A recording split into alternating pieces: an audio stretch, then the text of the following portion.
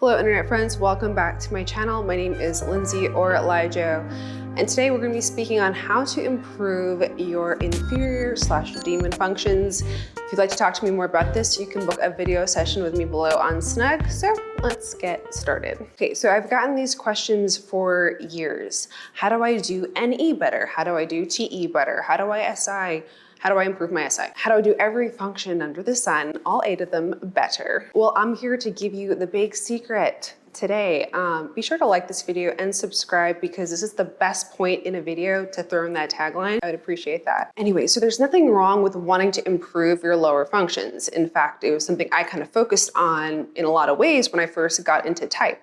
I was like, I need to FE better. I need to do these things better. I need to improve this function. But what is a cognitive function? And what does that mean as it relates to your life and the life you want to end up living? So learning from my own wins and losses, and then also speaking to hundreds of people over the past few years about what has worked for them, what hasn't worked for them, and being able to track the patterns in people's lives, I have a different kind of approach now as it relates to self-improvement and the cognitive function journey of getting to be better or really more balanced, more whole in our whole psyche. So that being said, these are my 3 steps for improving your inferior or demon functions. All right, so number 1, which is extremely important that most people just roll over or never do, is to curate in your mind the person who you want to be in 10 years.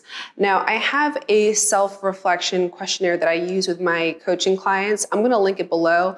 If anyone just wants to use it to help your own reflection process, I worked a lot on looking at the different functions, different ways people will be looking at things within their life and their life's journey, and how I can put that in a question form so people can really drag some juicy bits out of their inner world. So that self-reflection process is so integral to making this successful, because if you don't know who you want to be, the person who you want to grow into, if you don't have a vision for that, then how can you get any of the pieces, any of the functions to match up? So you want to flesh out this future ideal version of you, and you want it to be as detailed as possible. You want to go into some of the nitty-gritty things that you're like, why does this even matter? But the clearer you define that vision of who you want to be in the future, well, the easier it is to make your alignment in your daily habits, in your daily lifestyle, be congruent with that future direction. And it's in this description that you create of yourself that you begin to see your true growth areas, because you can see the things that, okay, are probably pretty aligned with how you already live your life.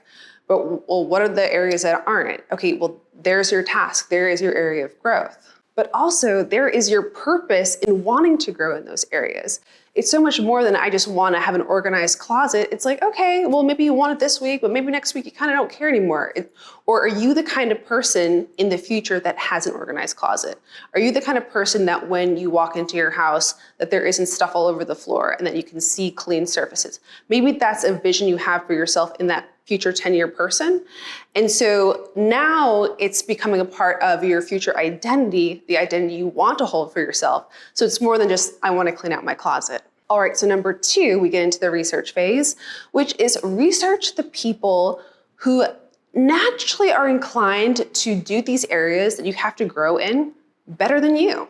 And this is where you gain your tools. This is where you become equipped with the information, the knowledge that you're not naturally inclined to do, to be able to integrate that into your life, right? So we want to gather that information that naturally doesn't exist in us in order to adopt it into us. Because listen, if the ideal version of yourself in 10 years is saying, I want to come home to a clean and organized household, you can't just be like, LOL, I want to improve SI. There's no tangibility to that. And sure, you can learn a few things here or there, but who is the person that you're looking to become? How do you start integrating those habits? And if you don't have those functions, particularly those functions in your function stack, you need to parse that data from someone who does. Maybe you want to learn how to sell your artwork. Maybe you want to be a working artist. Find someone who's doing that, who has done the creative side, but then also the practical side. Learn from them. There's so many resources today on the internet. And number 3 is to implement. So in your research phase, you're really going to be trying to absorb and adopt the mindset of the people who are doing these things in a natural savior state. The perspective in which they're seeing the world is your area of growth. And so putting on that lens of what it's like to look through the mind of someone who does SI well, for instance, right? For the sake of your ideal version of yourself, begin to apply that mindset to your own rituals and routines in order to adapt your lifestyle to get it closer to that version of you 10 years down the road. You're all the result of the lifestyle practices we've had every day prior to today. So if you want to change, improve, it's about adopting a practice because of the fact that it benefits you and benefits the person who you want to be in the future. And sure, you could say that developing the practice of don't put things down, put them away is improving your SI. However, I would just say that it's leading to the development of your character. And it's also giving you the ability to control your outcome of the person who you want to be. So do you want to choose the person that you become, or do you want life's circumstances and mishaps to choose it for you? And so in conclusion, I found that this method of self-growth, lower function improvement is much more successful long-term, and it's just beneficial to the overall person in more ways than one. I also think it's really in alignment with Carl Jung's idea of individuation and that process that gets us the lifelong journey of becoming who we truly are. So that's it for this video. If you want to like it and subscribe, that'd be great. All right, I'll see you guys in my next one. Goodbye, internet friends.